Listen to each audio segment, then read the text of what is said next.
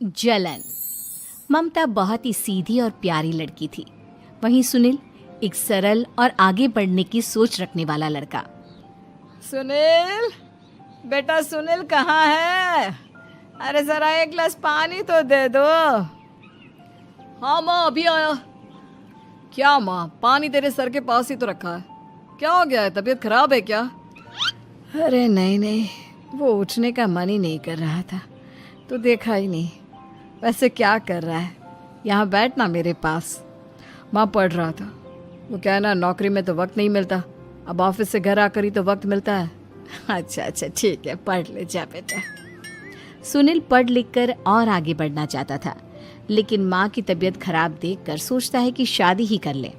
कब तक माँ का ख्याल वो अकेले रख पाएगा? तो एक दिन, माँ ये ममता है, मैंने इससे शादी कर ली है। तुम्हारी तबीयत भी ठीक नहीं रहती, तो मैंने सोचा शादी कर लेता हूँ। घर संभालने वाली और तुम्हें संभालने वाली कोई आ जाएगी तो अच्छा रहेगा। माँ अचानक से सामने बहू देखकर हैरान रह जाती है। बेटा ये क्या बात होती है? न बैंड, न बाजा, न दहेज, न शगुन, ऐसे कैसे बहू आ गई? माँ तू तो जानती है, मैं नौकरी के साथ पढ़ाई कर रहा हूँ, तो कहाँ से इतना पैसा बचा पाता कि धूमधाम से शादी करता। वैसे भी माँ, लोग तो आकर खाकर निकल जाएंगे, इसलिए बस वैसे ही। माँ जी, मैं आपका ख्याल रखूंगी। वैसे भी ये आगे की पढ़ाई कर रहे हैं, अच्छा कुछ कर गए तो सबके दिन फिर से अच्छे आ जाएंगे। सास को ममता की बात ठीक तो लगती है, लेकिन मन में कहीं ना कहीं लगता है कि कहीं बहू बेटे को लेकर फुर्र ना हो जाए और फिर तो वो रह जाएगी अकेली। बेटा देख, मेरा जो कुछ भी है वो सुनील ही है, और सुनील का भी अब इस दुनिया में मैं ही हूँ और कोई नहीं। क्या सुनील? बिल्कुल माँ, लेकिन आज से ममता भी मेरे जीवन का अहम हिस्सा है, जैसे तू है। सास को बड़ा बुरा लगता है कि उसकी सल्तनत में कोई और हिस्सेदार कैसे हो सकता है। कैसे कोई और उसके 30 साल के बेटे की जिंदगी में अचानक से आकर बराबर का हिस्सेदार बन सकता है। देख बहू, मैं भले थोड़ा बीमार रहती हूँ, लेकिन इसका मतलब यह नहीं कि घर की चीजों में मेरा कंट्रोल खत्म हो गया है। मैं आज भी इस घर की रानी हूँ, समझी? बेटा सोचता है कि ये माँ को अचानक से क्या हो गया।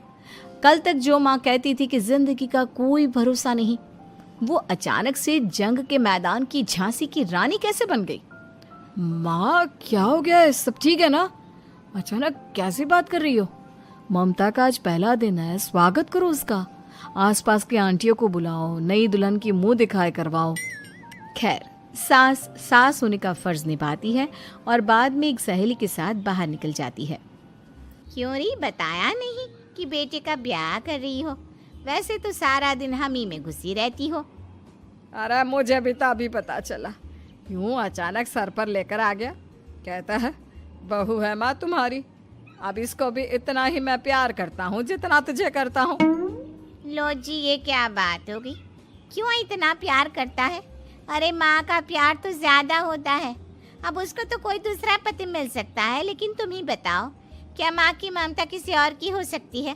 ना जी ना, बेटे को समझाओ ये बात। अरे क्या समझाऊं, मुझे तो खुद ही समझ में नहीं आ रहा कि क्या हो रहा है। जो बेटा कल तक माँ माँ करता था, अचानक से बीवी बीवी का राग आलाप रहा है। देखा, उसकी बीवी ना सुंदर और जवान है। सुंदरता के आगे तो एक से एक नहीं टिके, तो तेरा बेटा किस खेत की मूली है? सास को भी समझ में आ जाता है कि बहू की सुंदरता के आगे माँ का प्यार किसी काम का नहीं। उधर बीवी, ए जी, अम्मा जी सहेलियों को छोड़ने गई थी, अभी तक आई नहीं, हम देख आए क्या? अरे रहने दो ना, आ जाएंगी। कहाँ जाएगी, उनकी आदत है, एक बार जाती है तो पूरी पंचायत खत्म करके ही आती है। अच्छा ही है, खाना वाना खा कर गई होगी। छोड़ो ना, घूमेगी तो खाना पचेगा, नहीं तो ऐसे ही खाट पकड़ लेगी। बहू भी शांत हो जाती है। उधर सास सोचती है कि आज थोड़ा देर से ही घर जाती हूँ, जब बेटा परेशान होकर ढूंढेगा तब मजा आएगा। बीवी को खुद ही पता चल जाएगा कि माँ के आगे उसकी दाल नहीं गलेगी। लेकिन वहीं दूसरी ओर घर पर, ए जी, माँ जी अभी भी नहीं आई, हमको तो घबराहट हो रही है कि क्या करें, जाकर पता करें किसी के घर। अच्छा, कहाँ जाओगी ये भी बता दो। पहला दिन है तुम्हारा इस घर में और एक ही दिन में मोहल्ला छानोगी क्या? हाँ, तो आप भी तो नहीं जा रहे हैं ना, हमको फिक्र हो रही है। अरे यार, ये रोज का है अम्मा का, खाओ और सो जाओ। बस फिर क्या था। बेटा बहू खाना खाते हैं और कमरे में सोने चले जाते हैं।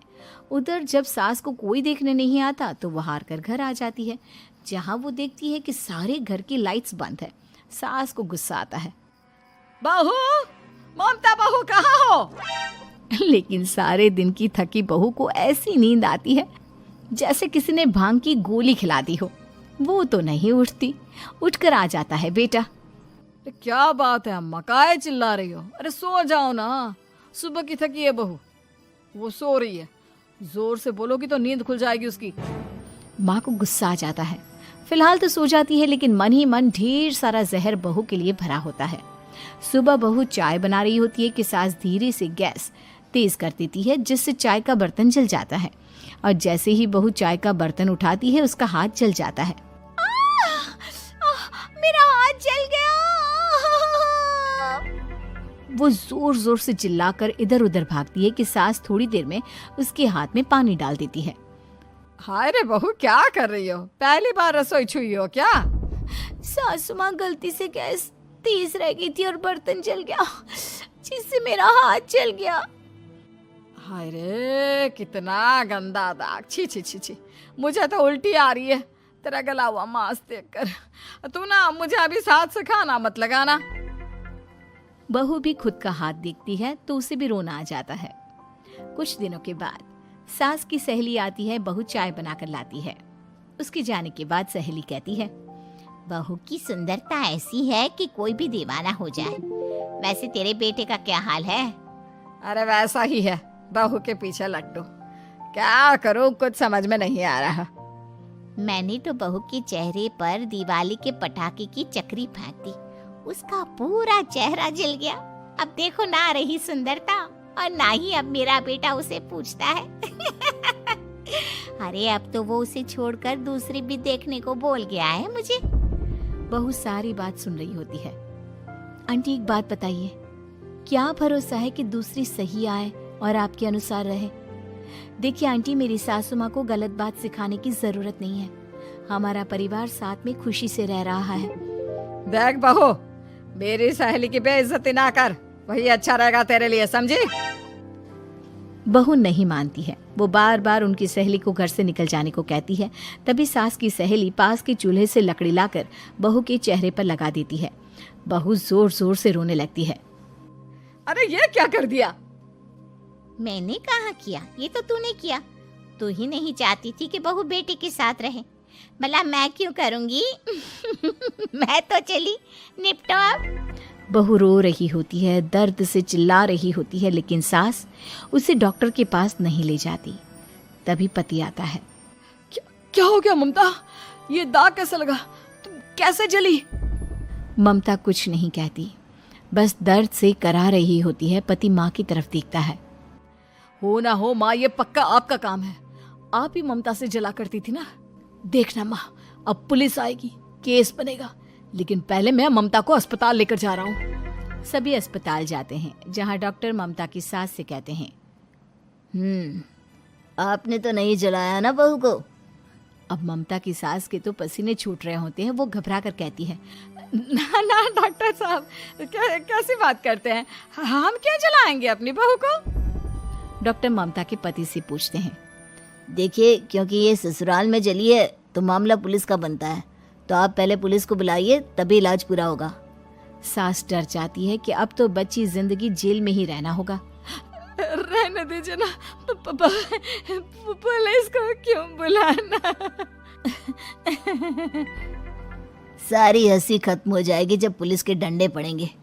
बहू को जलाना भले ही बहुत आसान हो, लेकिन उसके बाद सारी जिंदगी जेल की हवा खाना।